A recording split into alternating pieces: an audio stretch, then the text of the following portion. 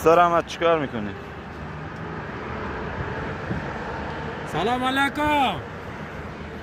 علیکم سلام. جان در خدمت هستم. چیکار میکنی استاد؟ این منطقه سنگکاری کمپانی شما نمیشناسم یکی میبرم میاره.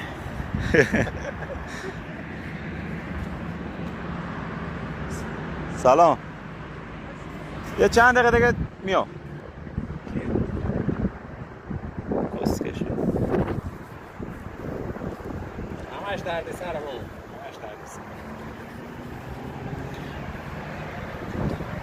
چه تاج کیره خری در اومده. همش درد سر. الان آواری بزن.